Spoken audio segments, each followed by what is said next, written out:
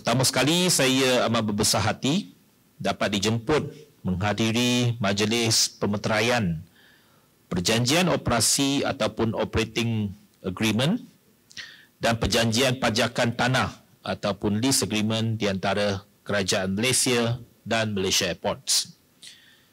Sukacita saya ingin mengumumkan bahawa Kerajaan Malaysia yang diwakili oleh Kementerian Pengangkutan dan Jabatan Ketua Pengarah Tanah dan Galian Persekutuan akan menandatangani beberapa perjanjian penting pada hari ini demi kelangsungan infrastruktur lapangan terbang di negara kita seperti berikut.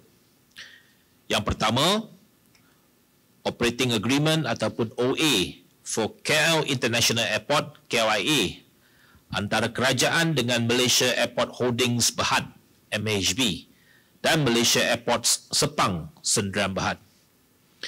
Yang kedua, OA for Designated Airports antara kerajaan dengan MAHB dan Malaysia Airports Sdn Bhd. Yang ketiga, LA for KLIA dan keempat, LA for Designated Airport Lands untuk lapangan terbang yang lain. Pemeteraian perjanjian ini adalah susulan daripada kelulusan Kabinet secara berprinsip pada 2 Februari tahun 2023, iaitu lebih setahun yang lalu. Kita telah pun mengambil masa hampir 13 bulan untuk merumuskan ataupun memuktamadkan agreement ini, perjanjian-perjanjian ini. Melalui perjanjian OA dan LA yang baru ini, kerajaan terus memberikan hak kepada MAHB untuk mengoperasi, mengurus, menyelenggara dan membangunkan 39 buah lapangan terbang dan padang ataupun stoports untuk tempoh sehingga tahun 2069. Sebelum ini, perjanjian ini hanya terpakai sehingga tahun 2034.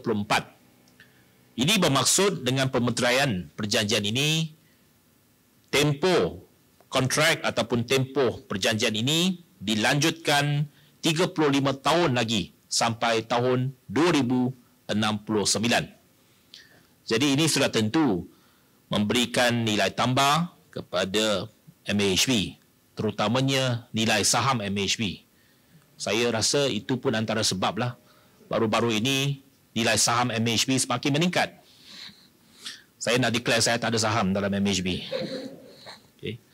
Tapi saya tengok pergerakan saham MAHB kebelakangan ini begitu positif sekali. Mereka terdiri daripada 5 buah lapangan terbang antarabangsa, 17 buah lapangan terbang domestik dan 17 buah stoports di Malaysia. Syarat-syarat material baru di bawah OA dan LA yang baru ini akan membolehkan kerajaan dan MAHB melaksanakan pelan pembangunan komersial yang lebih berdaya saing. Ia berpotensi meningkatkan pendapatan kerajaan melalui perkongsian hasil ke atas tanah milik kerajaan yang dibangunkan oleh MAHB. Dengan pelaksanaan konsep subsidi bersilang ataupun cross subsidi, semua aspek-aspek pengurusan dan penyelenggaraan 17 buah stoport yang merupakan tanggungjawab sosial kerajaan pada masa ini akan terus dipertanggungjawabkan kepada MAHB sehingga tahun 2069. Pelaksanaan OA dan LA baru juga akan membolehkan MAHB merencana perancangan pembangunan jangka panjang yang lebih baik bagi semua lapangan terbang di bawah keseliaannya, mengambil kira kepakaran dan pengalaman MAHB yang telah menunjukkan prestasi dan pencapaian yang memberangsangkan. Ia juga akan membolehkan pihak MAHB membantu meringankan beban kerajaan dengan mengambil alih kos pembangunan yang melibatkan lapangan terbang yang kompetitif dan berdaya saing pada masa akan datang. Dalam hubungan ini, MAHB boleh menjalinkan kerjasama dengan mana-mana pihak yang berminat untuk melabur dalam pembangunan lapangan terbang pada masa hadapan. Perkara ini sangat penting kerana apa yang termeterai pada hari ini memberikan ruang yang lebih luas kepada MAHB untuk membuat pelaburan dalam pembangunan lapangan-lapangan terbang ataupun projek-projek menaik taraf lapangan-lapangan terbang kita, sama ada melalui MAHB sendiri dengan investment recovery model ataupun kerjasama strategik dengan mana-mana pihak swasta lain yang dipersetujui oleh MHB sendiri. Kerana objektif kita ialah ingin melihat pembangunan prasarana lapangan terbang di seluruh negara ini dapat dipercepatkan, dapat dipertingkatkan dengan lebih hebat lagi tanpa menunggu peruntukan daripada belanjawan pembangunan tahunan daripada kerajaan. Umum diketahui bahawa kerajaan menghadapi pelbagai kekangan kewangan. Dan setiap tahun kalau kita memohon untuk peruntukan pembangunan ataupun DE, ia mengambil masa yang begitu lama dan kadang-kala ia akan terpaksa ditundakan kalau ada prioriti-prioriti lain yang lebih mendesak. Umpamanya beberapa lapangan terbang yang telah pun lama kita minta belum dapat lagi. Seperti lapangan terbang Miri belum dapat lagi peruntukan DE. Apabila termeterainya perjanjian pada hari ini, mungkin pihak Kementerian Pengangkutan boleh berbincang dengan MHB untuk melihat kepada projek-projek lapangan terbang yang sedang menunggu peruntukan DE ini, mungkin kita menggunakan kaedah investment recovery model. Yang telah pun kita bawa ke Kabinet untuk beberapa projek lain seperti berikut, iaitu yang pertamanya projek menaik taraf lapangan terbang antarabangsa Pulau Pinang dan pembangunan Subang Airport Regeneration Plan di lapangan terbang Sultan Abdul Aziz Shah, Subang. Ini antara dua projek yang telah pun dipersetujui oleh kerajaan dan akan dilaksanakan oleh pihak MHB. Malah baru-baru ini seperti yang telah saya umumkan bahawa Kabinet telah pun mempersetujui supaya MHB melaksanakan pembangunan menaik taraf lapangan terbang antarabangsa Pulau Pinang dengan menggunakan kaedah investment recovery model. Dan saya difahamkan tender pun telah dikeluarkan dan sedang dipanggil dan supaya projek ini dapat dilaksanakan dan dimulakan kerja-kerja infrastruktur fizikal pada tahun ini juga. Dalam hubungan ini, pihak MHB juga sedang meneliti beberapa projek pembangunan lapangan terbang yang lain dan akan diumumkan dari masa ke semasa. Pada tahun 2022, industri penerbangan udara menyumbang sebanyak 0.41% kepada keluaran dalam negara kasar Malaysia. Sumbangan ini tidak termasuk impak tidak langsung industri penerbangan sebagai pemangkin kepada ekonomi negara kerana sektor ini menghasilkan pengganda keluaran ataupun output multiplier sebanyak 2.3. Ini bermakna bagi setiap RM1 keluaran daripada industri penerbangan, dia menghasilkan peningkatan 2.3 kali ganda dalam keluaran keseluruhan ekonomi negara.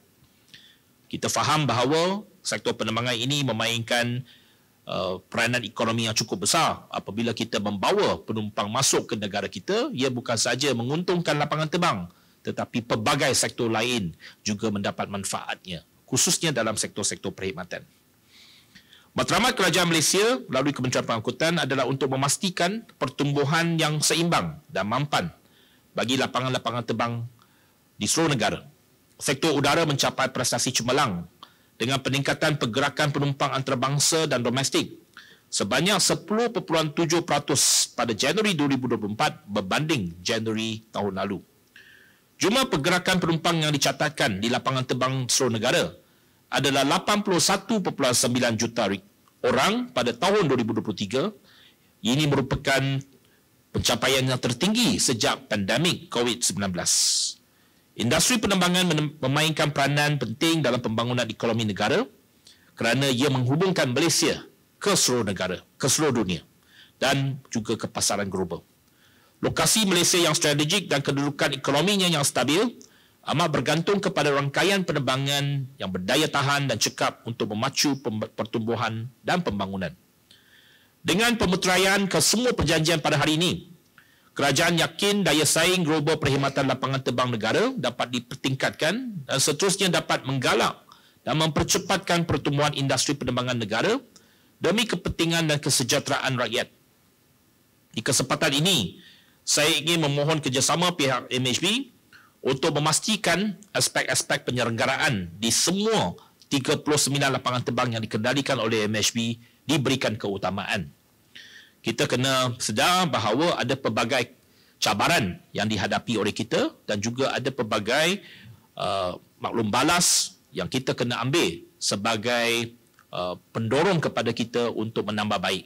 Ada pelbagai juga pandangan-pandangan yang kadang-kadang mungkin negatif terhadap kita, tetapi kita mesti mengambil ini sebagai satu cabaran untuk mempertingkatkan perkhidmatan kita, dan airport merupakan satu mercu tanda yang begitu penting kepada negara kita, dan sudah tentu kita mengharapkan penyelenggaraan yang terbaik khususnya di KLIA. Ini adalah memastikan perkhidmatan pengendalian lapangan terbang yang diberikan oleh pihak MHB berada pada tahap yang cemerlang dan efisien pada setiap masa. Perkhidmatan pengendalian lapangan terbang seperti perkhidmatan kaunter tahu masuk, perkhidmatan train, bas, tandas, bagasi, troli dan sebagainya adalah sangat penting bagi mewujudkan suasana dan pengalaman yang lebih selesa kepada penumpang. MHB perlu memastikan penambahbaikan berterusan dilaksanakan bagi meningkatkan keselesaan, melancarkan aliran pergerakan penumpang dan mewujudkan suasana ceria kepada pengguna-pengguna lapangan terbang. Ini sudah tentu antara langkah yang kita ambil untuk mempersiapkan Malaysia menjelang tahun melawat Malaysia pada tahun 2026. Seperti yang dihasrat setahun lepas, kita amat harap KLIA kembali kepada kegemilangan terdahulu, iaitu kita nak menjadi antara lapangan terbang yang dapat dibanggakan melalui penilaian oleh Skytrax. Kita pernah menduduki tangga kedua pada tahun 2021. Jadi kita perlu berusaha lebih kuat dalam memberikan perkhidmatan terbaik kepada penumpang-penumpang kita. Akhir kata, saya ingin mengambil kesempatan ini untuk merakamkan setinggi-tinggi penghargaan kepada pegawai-pegawai kerajaan yang telah pun berusaha untuk memastikan perjanjian ini dapat dimuktamadkan pada hari ini, dan pegawai-pegawai terdiri daripada Kementerian Pengangkutan, Kementerian Kewangan, Kementerian Ekonomi, Jabatan Perguam Negara, Jabatan Ketua Pengarah Tanah dan Galian Persekutuan, Pihak Perkuasa Penerbangan Awam Malaysia, Suruhanjaya Penerbangan Malaysia, MEFCOM, dan semua pihak secara langsung atau tidak langsung yang telah pun membantu dalam merundingi dan memuktamadkan draft teks ke semua perjanjian yang akan ditandatangani sebentar lagi. Terima kasih saya ucapkan kepada ahli lembaga pengarah dan pengurusan MHB yang telah pun memberikan kerjasama dalam memuktamadkan perjanjian pada hari ini dan seterusnya menjayakan majlis kita yang bersejarah pada hari ini. Syabas dan tahniah saya ucapkan kepada semua, dan semoga dengan pemeteraian perjanjian ini kita akan dapat membawa sektor lapangan terbang dan sektor penerbangan negara kita ke satu tahap yang lebih cemerlang pada masa hadapan. Sekian, terima kasih. Salam Malaysia Madani.